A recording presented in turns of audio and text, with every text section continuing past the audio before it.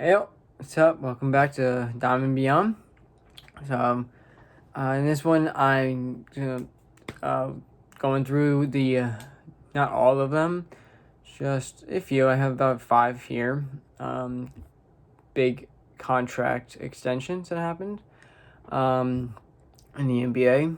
They were basically happening at the same time as the MLB trades were happening. So a lot of them did get sort of overshadowed just because of the relevancy and how good and great the player is. So yeah, of course there was some that no one knew about that weren't that big. Contracts aren't as big as the other ones. So I'm just gonna go through a couple. First, the biggest of history, again, is for Stephen Curry of the Warriors.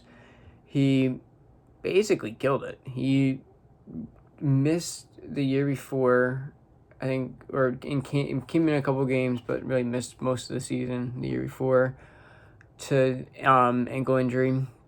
I think he missed the last part of it, so that was a killer for them. But also they haven't had Klay Thompson playing. But honestly, he kind of just basically carried them to the first, I'm gonna call it the wild card. I talked about the play-in tournament that they had a couple of videos back, where it's basically like a wild card game, like in baseball, where you play.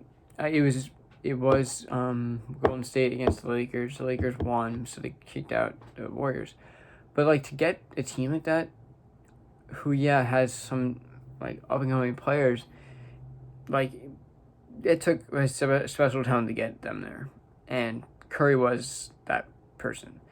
He averaged 32 points with 5.5 rebounds, 5.8 assists, and I think that's per minute, so it's 26 minutes a game, I think. It's just per PER. So he averaged 32 points. Come on, who really else was averaging 32? Oh, probably Beal. But it doesn't really happen. He's not a rebounder. He's not assist. He's more of an assister than a rebounder. But come on, he's one of the probably one of the greatest shooters ever alive. I don't know who I think is the greatest shooter alive. But yeah. The next one we got is the contract I didn't say. I just said the biggest. It was a 4-year, $215 million deal, which is the second $200+ million deal in the NBA. I think that's the most, and whatever. So next is Kevin Durant. He did just kill it in the Olympics. He was basically the headline of the U.S. team. He's dropping dimes. Apparently, they played basically when we were asleep here in the U.S. I woke up sometimes for work and saw the games. He basically killed it this year, and he got the team to the playoffs, and they lost to.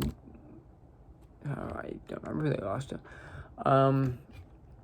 But he has been great, basically. He, again, just wasn't in the Olympics for the U.S., won gold. He's basically they said we're calling him the glue. But hey, he's been a major role player. He's sort of hated. They kind of ever since he went to Golden State to after they won the ring, basically saying that he's just oh hey they went all right. Kevin Durant's next team is them. He's going to follow the champions, but it's kind of funny. But yeah, he has really made a huge name for himself. He's one of those top players. He's in the talks for great shooter, great defender, great just all around. He's also really tall. I think he's 6'10". But yeah, so last year for the Nets, he got 26.9, which is that average for him. He actually has been killing it. He's been averaging in the 20s his whole career. But he has 45% 3-point shooting, which is one of his highest. It's his second highest, and his rebounds are up. Makes sense. He's 6'10". Yeah, he's been definitely killing it. He deserved it, but I think honestly he got it because he just won the Olympics. But not kidding. Yeah, that was a big contract with 4 years, $194 million. Yeah, so much money. And in those 2 days, like two and a half days maybe, there's like $2 billion just given, not really given, earned by players. I think in just NBA there's like 8 players that, and they combined to like $2 billion or something like that. Because you have here 215, you have 194. Next one here, Jimmy Butler from Miami, you got 146 million. Like that's already like $500 million, and it's between 3 players. Like, I'm not doing the math, but get those numbers up pretty fast. Yeah, Jimmy Butler, he came from Chicago, but yeah, he's been a major player now there. He's been there for a couple, at the Heat for about 2 years. He went to the playoffs. He went to the final. They call it the. If you're watching before making this, the bubble series in Orlando, obviously what they're calling the Heat, the bubble fraud. One guy who I think got affected by that actually was Tyler Hero. I liked him then because yes, he was draining, he was drilling, he was he was playing the game. I think he did get Miami kind of got to him probably. I honestly don't know him, but I'm gonna say that a little bit. Well, not a little bit. I'm gonna say that he just kind of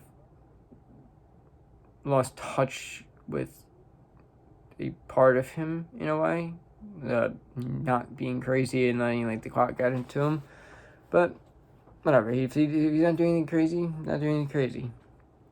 But Jimmy Butler, yes, he's getting huge contracts.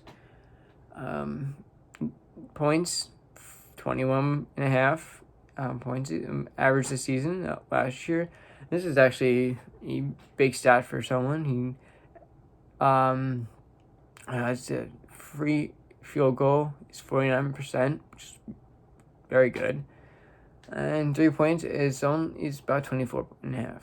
So yeah, he's been going up with points. Averaged, his highest is 23, almost 24.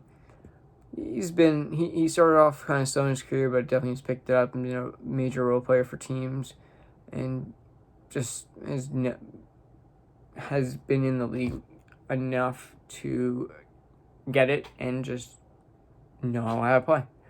And that contract, as I said, is 3 year, $146 million. So yeah, that's his Supercon max.